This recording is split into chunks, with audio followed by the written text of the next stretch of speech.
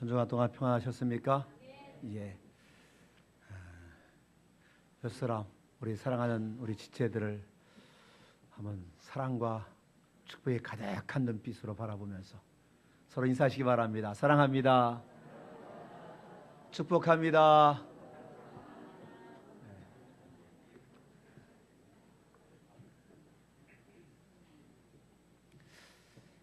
결혼을 막 앞둔 분도 있고 결혼한 지 얼마 안 되신 분도 있고 또 때로는 결혼을 한 지 오래된 분도 있습니다만은 여러분 연애 편지 써보셨습니까? 부끄러워요? 대답하기가?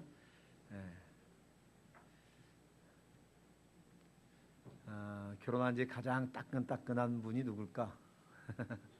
연애 편지 써보셨습니까? 따끈따끈한 그 김나야 씨 연애 편지 써보셨어요? 네. 뭐 오래됐어도 연애 시절 연애 편지 써본 기억들이 있을 겁니다. 저도 연애 편지를 써봤는데 저는 연애 편지를 길게 쓰지를 못했어요. 늘 받기만 주로 했고 쓰다 보면은 편지지 한 장 채우기가 어렵고 한 반 장. 근데 하루는 여사관이 자기 연애 편지를 좀 많이 받고 싶다고. 그래서 제가 한꺼번에 7통을 보냈습니다. 한 장에 딱 한 줄씩.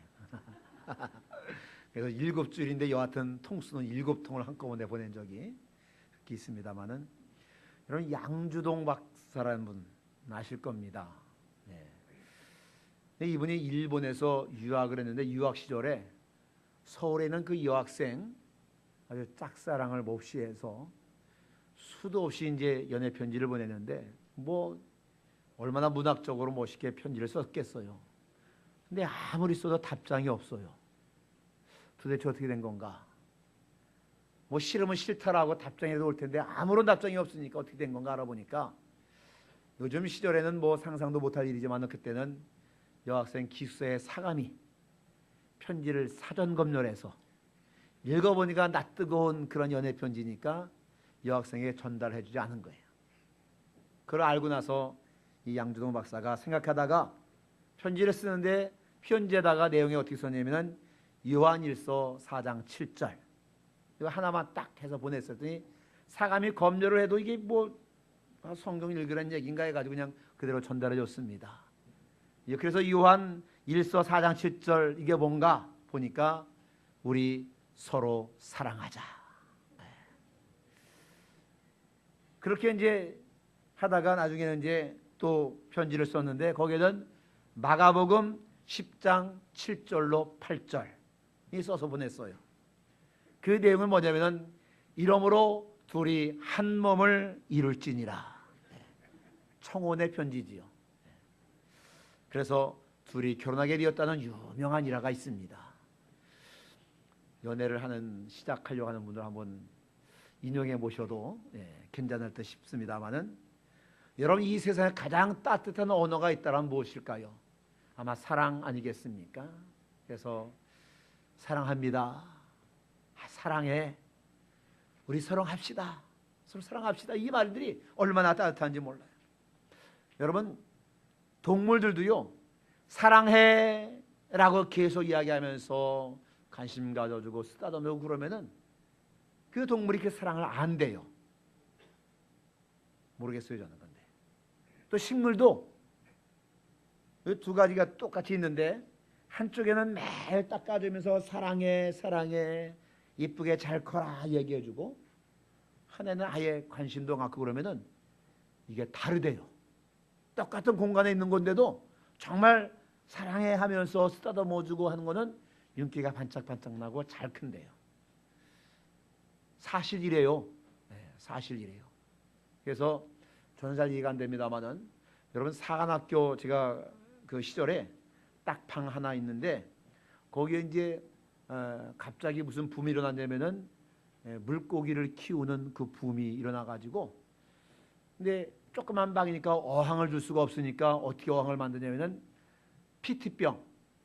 PT병에다가 위에 이렇게 잘라 가지고 입구를 막고 거기서 물을 넣고 뭐 자갈도 좀 깔아주고 거기다 조그만 물고기를 키우는 그런 게 좀 유행한 적이 있었어요. 저희도 그래서 저는 반대했는데 윤희정 사관이 좋아해서 이제 키우는데 아침에 일어나자마자 먹이를 주면서 얘들아 사랑해 이러는데 저는 저게 뭐한 짓인가, 말을 알아듣기를 해나, 그 왜 그래 그랬더니 이뻐해주면 얘들도 알아. 그러더니 알긴 걔들이 뭘 알아. 저는 이제 그랬는데 사실은 나중에 알고 보니까 알아듣는데요.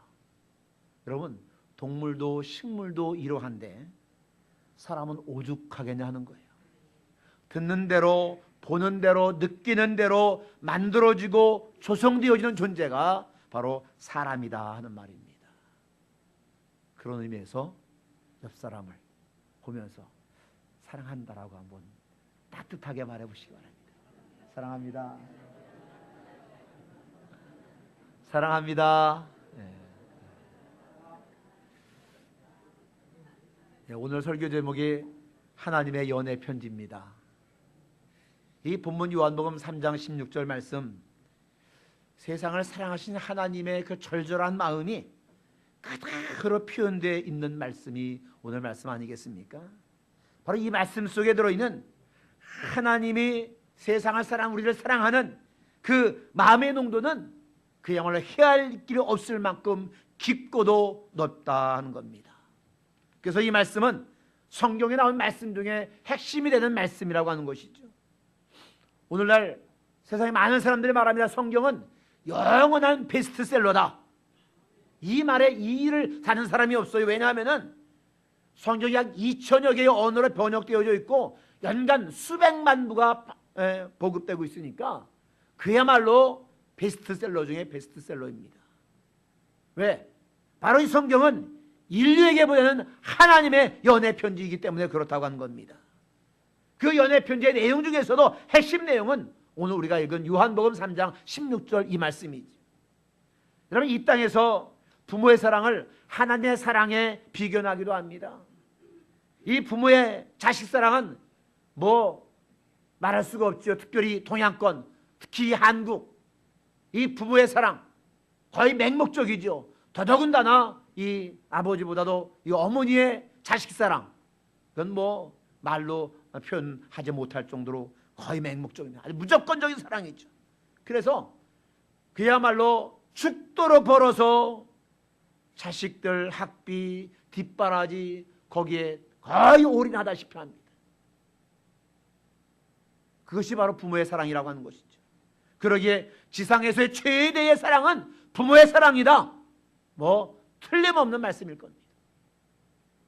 그러면 하나님의 사랑은 과연 어떤 사랑이겠느냐?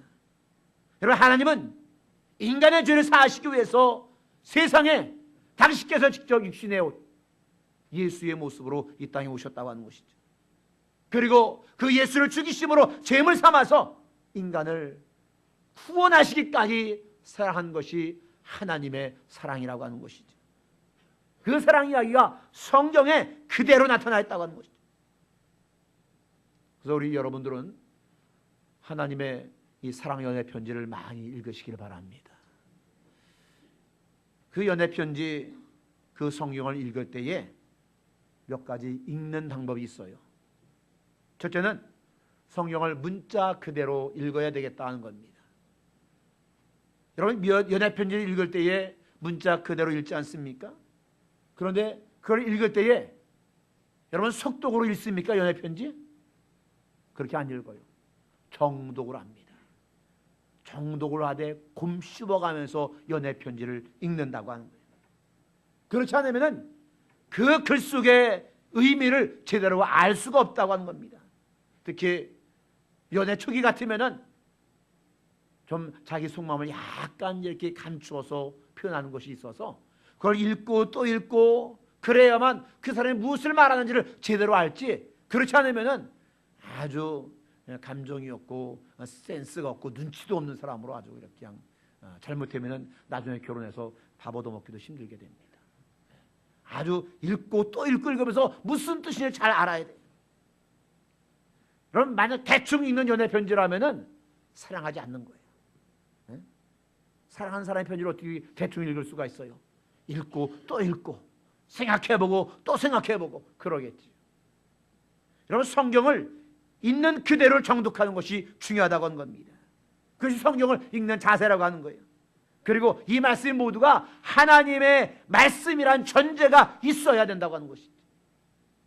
그래야 그 말씀을 통해서 깊은 뜻을 발견하게 되어지고 말씀이 주는 그 사랑을 느끼고 감동받게 되어진다는 것이죠.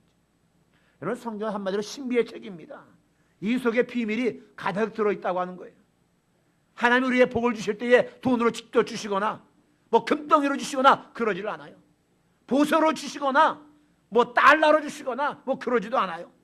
하나님 주시는 복은요, 성경을 통해서 우리의 은혜를 주시고 우리의 진리를, 그 진로를 우리에게 안내해 주시고 우리의 운명을 개척하도록 하나님 말씀을 통하여 복을 주신다는 겁니다. 그래서 우리가 성경을 읽을 때에 그 속에서 창의적인 아이디어가 떠오르게 되어지고 말씀 속에서 길을 발견하게 되어지고 천국을 보고 미래를 볼 수가 있다는 겁니다. 어떤 사람이 구약 성경을 읽다가요, 모세가 갈대 상자에 담겨져서 버려졌다는 그 대목을 읽었습니다. 그런데 여러분, 그 갈대 상자에 물이 들어오지 않도록 바른 것이 있지요. 뭐를 발랐지요? 역청을 발랐어. 역청. 그 역청이란 단어에 이 사람의 눈이 번쩍 띄었다는 거예요. 왜냐하면 역청이란 말의 원어가 원유라는 뜻이 있거든요. 그러니까 이 사람이 이걸 읽으면서 원유? 그럼 그 지역에 원유가 있다는 이야기가 아니냐? 해서 지질 탐사를 해서 유전을 발견했다고 하는 거예요. 여러분, 성경을 음미하고 연애편지 읽듯이 정독한 사람에게 이란 눈이 띄어지게 되어진다고 하는 것이죠. 그래서 성경은 읽을 때 연애편지 읽듯 아주 정독을 해야 된다고 하는 것이죠. 그러면 그 속에 숨겨있는 보고를 발견하게 되어지고 지혜를 얻게 되어지고 길을 발견할 수 있게 되어진다는 겁니다. 성경을 가리켜 무한한 보고다, 한이 없는 보화가 감춰져 있는 것이 성경이다, 이렇게 이야기한다고 하는 거지. 또 성경을 읽을 때 두 번째는요, 이 말씀을 영적으로 읽어야 된다고 하는 거예요. 성경은요, 영적인 감화로 하나님의 감동으로 쓰여진 책이지 사람의 생각대로 자기 임의대로 기록한 책이 아니라고 하는 겁니다. 그래서 성경을 영적인 양식의 보고다라고 말하는 것이죠. 육신의 몸을 위해서 우리가 육신의 음식을 먹습니다. 예. 오늘 혹시 아침 안 먹고 오신 분 있습니까? 예. 아마 지금쯤 배에서 꼬르륵 소리가 나고 배고프다 느낄 겁니다. 하루 온종일 금식하면은 그냥 노래지기 시작한대요. 예. 그래서 하루 금식도 어렵다고 이야기하는데, 그만큼 육신을 위해서는 육신의 음식을 먹어야 되듯이 우리는 영적으로 지은 존재이기 때문에 영적인 양식을 먹지 아니하면은 우리의 영이 금방 피폐되어지고 우리의 영이 시들어버리고 하나님 앞에 올바로 서 있을 수가 없다, 이 말입니다. 성경은 하나의 영감을 받아 쓴 책이기 때문에 누구나 이 성경을 읽으면서 이 속에서 영적인 양식을 풍성하게 공급받아서 우리가 영적으로 피폐되지 아니하고 영적으로 부유한 자가 되어줄 수가 있다 하는 겁니다. 여러분, 성경을 영적으로 읽는다는 말은요, 이 말씀을 겸손하게 읽으라는 말씀이에요.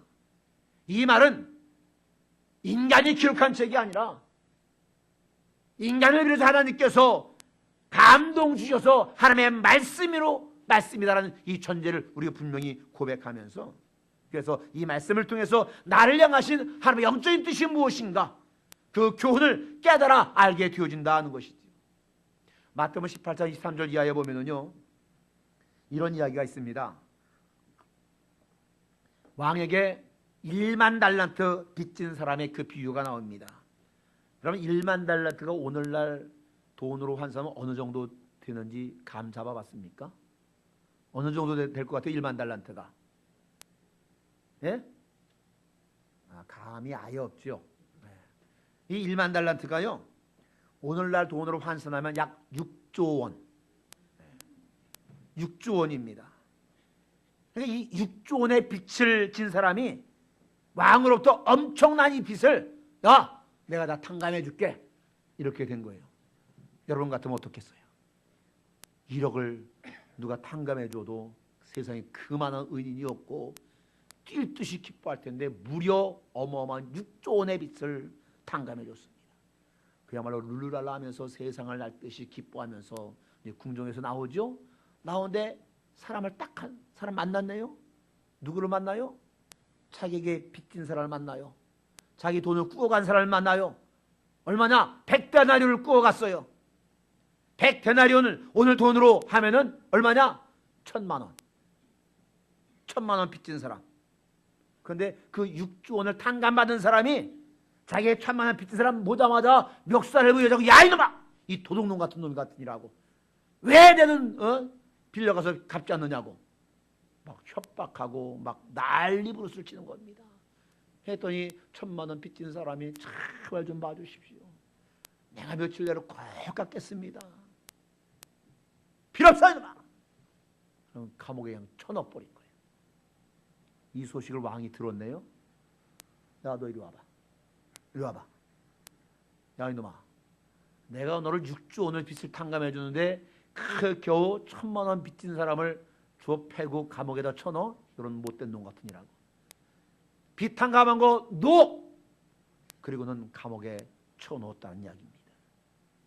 여러분, 여기서 말하는 부채는요, 죄를 말한다고 하는 거예요. 우리들이 죄를 지었다고 하는 거예요. 근데 그 죄값이 자그마치 얼마냐? 1만 달란트나 된다고 하는 거예요. 6조 원 정도 된다고 하는 거예요. 여러분 능력으로 그 빚을 갚을 수 있습니까? 우리가 지은 무수히 많은 죄를 우리의 능력으로 갚을 수 있어요? 어떤 대가를 지불해도 우리 스스로 우리의 죄값을 대신할 수가 없다고 하는 것이죠. 그래서 하나님께서 예수를 보내주셔서 예수를 제물 삼으심으로 우리의 그 엄청난 죄를 다 탕감해주고 없다, 너 죄 없다, 너 이제부터 의인이다 이렇게 인정해 주었다고 하는 거예요. 이 비유가 바로 그런 뜻이라고 하는 거예요. 여러분, 하나님이 예수를 죽이신 이유가 세상 돈으로 환산하면은 뭐 그보다 더 크겠지만 6조 원이나 되는 그 우리 죄를 대신 갚으시기 위해서 십자가에 죽으셨다고 하는 것이죠. 그게 바로 대속의 죽음의 의미라고 하는 겁니다. 우리는 그것을 성경을 읽으면서 알게 되어준다고 하는 것이죠. 이게 바로 성경을 영적으로 읽는 방법이라고 하는 거예요. 세 번째로 성경 어떻게 읽어야 되느냐? 우리의 생활로 읽어야 된다고 하는 겁니다. 성경 한번 읽고 그냥 던져버리는, 그래서는 안 된다고 하는 것이죠. 이 성경을 읽을 때 이 말씀이 바로 내 삶 속에, 내 생활에 적용돼야 된다 이 말입니다. 이 성경 말씀이 내 생활에 적용되지 않으면은 이 성경책은 소설책이나 역사책에 불과하다는 것이죠. 아니 어쩌면은 소설책보다도 못한 것이 성경이에요. 소설책은 재미라도 있지요. 우리 뭐 남자분들 젊을 때 무협소설 많이 읽었을 겁니다. 밤새도록 그 몇 권 시리즈로 된 거, 성경보다 더 두꺼운 거 밤새도록 읽어본 경험이 있을 겁니다. 예전에 연애소설 읽으면서 한번 붙잡고는 밥도 잊어먹고 그냥 다 읽을 때까지 읽은 그런 기억이 있어요. 왜? 재미있으니까, 흥미진진하니까. 그런데 성경 읽어보세요. 재미가 있습니까? 재미가 없으니까 성경 읽다가 잠오게 하는 책. 여러분, 이 성경에 내 생활에 적용하지 못하니까 소설책도 못하게 취급받는다. 여러분, 이 성경은 모든 인류에게 주어진 말씀의 책인 줄로 믿습니다. 동시에 이 성경은 나 한 사람에게 개인적으로 주어진 말씀이기도 하다고 하는 것이죠. 그래서 이 성경은 시대를 불문하고 사람을 불문하고 모든 시대, 모든 사람들에게 적용되어지는 말씀이 바로 성경이라고 하는 것이죠. 그래서 이 성경은 모든 개개인들에게 다 적용하고 그 사람들을 변화시키고 그 사람의 소명을 알려주는 그러한 하나님의 말씀이 이 성경인 줄로 믿습니다. 그래서 교육자는 이 성경을 자기의 교육에 접목시킬 수가 있는 것이고요. 법조인은 이 성경을 그 법에 적용할 수 있는 것이고 사업가는 그 사업에 이 성경을 적용할 수가 있다고 하는 것이죠. 그래서 이 성경을 읽고 삶에 적용해야 이게 하나님의 가치 있는 말씀이 되어진다고 하는 겁니다. 그 적용이 없으면은 이 성경책은 아무런 의미 없는 책이고 그저 윤리나 도덕책에 불과하다고 하는 거죠. 예를 들면 이런 경우입니다. 성경을 보면 여러분 잘 아는 달란트 비유가 나오지요. 주인이 3명의 종들에게 각각 5달란트, 2달란트, 1달란트 맡기고 이제 여행을 갑니다. 그랬더니 5달란트와 2달란트 받았던 사람들은 그걸 남겼어요. 5달란트, 2달란트 남겨서 주인에게 드려서 주인에게 칭찬을 받습니다. 그런데 1달란트 받았던 종은 그 돈을 받자마자 땅을 파고 땅에 묻어두었다가 주인이 왔을 때 그대로 내어놓으면서 여기 그대로 있습니다. 그런데 의외로 그 주인에게 무서운 책망을 받고 꾸지람을 듣고 그것마저 다 빼앗겨버리고 말았다고 하는 거지. 여러분, 여기 1달란트 받았던 종이 왜 그토록 심한 꾸중을 받고 쫓김을 당했는지 여러분 아십니까? 아니, 심하게 얘기하면은 아니 나에 맡겼던 거 내가 그대로 주었는데 손해 나지도 않고 그대로 줬는데 이게 그렇게도 꾸중받을 일입니까? 손해를 냈더라면 또 몰라요. 그대로 줬는데 뭐가 이렇게 꾸중받을 일이냐? 여러분, 이 여기 1달란트가 얼마인지를 잘 모르면은 이 종의 무책임이 얼마나 큰 죄인지를 우리가 모를 수가 있다고 하는 거예요. 1달란트가 얼마냐? 6,000데나리온. 그럼 1데나리온이 뭐냐? 어른 하루 품삯. 그러니까 6,000일 동안 일해서 받을 수 있는 돈. 얼른 생각해 보세요. 얼마인가? 하루에 10만 원씩 6,000 곱하기 하면은 6억. 여러분, 1달란트가 6억이에요. 6억을 맡겼는데 그 6억을 땅속에 그냥 묻어두었다가 그대로 준 거예요. 그러니 그 종이 무사하겠냐 이거예요. 그런 정신, 그런 자세, 그런 생각 가지고 남의 집에서 월급 받으며 일할 수 있겠냐 하는 거예요. 그러니까 이 종은 철저하게 자기의 직무를 유기했다 하는 거예요. 자기의 책무를 다하지 못했다고 하는 거예요. 그래서 우리는 성경을 읽을 때에 성경을 우리의 생활로 읽어야 된다 이 말입니다. 여기 달란트 우리가 잘 알듯이 재능을 말하잖아요. 재능. 우리 모두 다 재능이 주어졌습니다. 그런데 그 재능을 활용하지 않고 살아간다는 것이 얼마나 큰 죄인가 하는 것을 우리에게 말씀해 주고 있다. 2016년 시작해서 이제 마지막 달이 되었잖아요. 하나님 여러분에 다 달란트를 주셨어요. 그 재능을 주셨어요. 재능을 따라 여러분의 직분 주시고 직임 주셨어요. 그런데 이 12월 달이 되었는데 여러분의 재능을 따라서 주신 그 직분과 직임을 혹시라도 땅에 그대로 묻어두고 삶에 적용하고 활용하지 않은 분이 있느냐? 그러면 주님께 무서운 책망과 꾸지람을 받을 수 있다고 합니다. 아, 내가 나에게 주신 달란트, 내게 주신 직분, 내게 준 직임 잘 감당하지 못했다라면요, 여러분 정말 하나님 앞에 철저히 회개하셔야 됩니다. 그리고 2017년이 우리가 주어질 텐데 그때 또 재능과 달란트를 따라서 직분과 직임을 주실 터인데 그때에 땅에 묻어둔 사람 한 사람도 없이 삶에 생활에 잘 적용해서 예수께 꾸지람이 아니라 칭찬 듣는 저와 여러분들이 될 수 있기를 바랍니다. 네 번째로 가장 중요한 것은요, 성경을 읽으면서 그 본체를 발견해야 된다는 겁니다. 성경을 보면 여러분 많은 이야기들이 있지요. 비유들이 있지요. 역사들, 어떤 사례들, 죄와 심판과 족보 이야기들. 그래서 성경이 이렇게 두꺼운 모양입니다.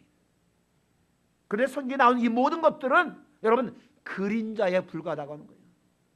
우리는 성경을 읽을 때에 그 그림자 속에 들어있는 그 본체를 발견하고 알아야 된다 이 말입니다.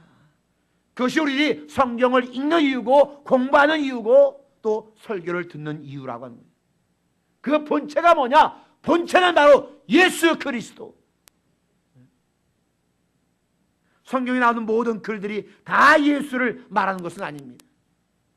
그래서 성경 보면 비유 이야기도 많이 나오고 족보 이야기도 나오고 역사 이야기도 나오고, 그런데 그것들은 다 예수의 그림자들이라는 거예요. 그 그림자들, 다시 한번 비유, 역사, 족보 이야기들이 다 예수를 말하기 위해서 쓰여진 그림자들이고 나뭇가지다 이거죠. 그래서 그 그림자들을, 그 나뭇가지들을 헤치고 연구하고 들어가면은 마지막에는 바로 본체이신 예수가 나오게 되어 있다 이 말입니다. 그리고 신구약의 모든 말씀을 압축하면은 한마디로 요약이 나오게 되는데, 그 요약이 바로 오늘 우리가 읽은 요한복음 3장 16절 말씀. 하나님의 세상을 이처럼 사랑하사 독생자를 주셨으니 누구든지 그를 믿는 자는 구원을 받는다. 그런데 오늘 이 본체가 자꾸만 외면당하고 있다고 하는 겁니다. 그리고 자꾸만 성경에 나오는 그림자가 주인공 역할을 한다는 거예요. 그림자는 그림자인데 본체를 발견하지 못하고 본체는 무시당하고 그림자가 주인공 역할을 한다. 그래서 아이들에게 성경을 가르칠 때도 교사들 자꾸만 가지를 가르치고 그림자를 가르치고 있다고 하는 거예요. 예수의 이름이 뭐냐? 예수의 아버지 이름이 뭐냐? 예수의 고향이 어디냐? 예수의 제자가 몇 명이냐? 예수의 아버지 직업이 뭐냐? 예수님 옆구리에 창을 찔렸는데 그 창이 죽기 전에 찔렸냐? 죽고 난 다음에 찔렸냐? 모두 숲에 관심이 집중되어 있다고 하는 것이죠. 모두 그림자고 나뭇가지들의 관심이 집중되어 있다고 하는 것이죠. 여러분, 그건 몰라도요, 구원받는데 아무 이상 없어요. 예? 예수의 어머니 이름 모른다고 구원 못 받습니까? 예수의 제자 12명이라는 거 모른다고 구원받지 못합니까? 그런데 그 곁가지들, 그림자들 많이 알면 성경 지식이 해박한 것으로 알고 아주 최고의 사람으로 여겨져. 여러분, 정작 알아야 할 것은 뭐냐? 예수가 누구신가? 이것 알아야 되지 않겠냐? 예수가 왜 이 세상에 오셨는가? 왜 나를 위해서 죽으셨는가? 그의 죽음이 나와 무슨 관계가 있는가? 이것 알아야 될 것 아닙니까? 이게 본체이고 이것이 핵심인데, 이 핵심은 관심도 없고 그저 곁가지들 그림자들에만 관심이 있는. 여러분, 우리는요, 그 숲과 가지와 나무들과 그림자들 다 해치고 나가서 본체 되신 예수를 발견해야 될 줄로 믿습니다. 그 예수를 만나야 될 줄로 믿습니다. 그렇게 성경에서 예수를 만난 사람들, 그 사람들이 바로 한결같이 변화되어졌고, 그 사람이 사역자가 되어졌고, 예수를 만난 그 사람들이 예수의 사람으로 세상을 리드해가는 그런 믿음의 사람이 될 수가 있었다는 겁니다. 그래서 그것을 발견한 마리아가 고백합니다. 나는 주의 계집종이오매 말씀대로 이루소서. 백부장이 죽어가는 예수의 모습을 보면서 진정 예수를 발견하고는 그 백부장이 고백하기를 과연 그는 하나님의 아들이다, 그걸 고백할 수 있었다고 하는 거예요. 사도 바울은 어떻습니까? 예수를 발견하고 나서 나는 예수를 다 버리노라, 다 버렸습니다. 그럼 나는 이제부터 예수만 알기로 작정하노라. 예수가 핵심인 것을 알았기에 이제는 다 버리고 예수만 알기를 원하노라. 여러분, 성경을 많이 읽으시길 바랍니다. 솔직히 고백해봐요. 우리의 모습을 고백해봐요. 성경 일주일이 지나도록 예배 시간에 본문 말씀으로 택한 그 말씀 읽는 것으로 끝. 일주일 동안 단 한 구절도 읽지 못하는 모습이 솔직히 우리 모습 아니에요. 얼마나 읽어요 성경을? 아마 여기 있는 분 중에 예배 시간에 본문 읽은 것 위에 지난 일주일 동안 단 한 절도 안 읽은 분 많이 있을 겁니다.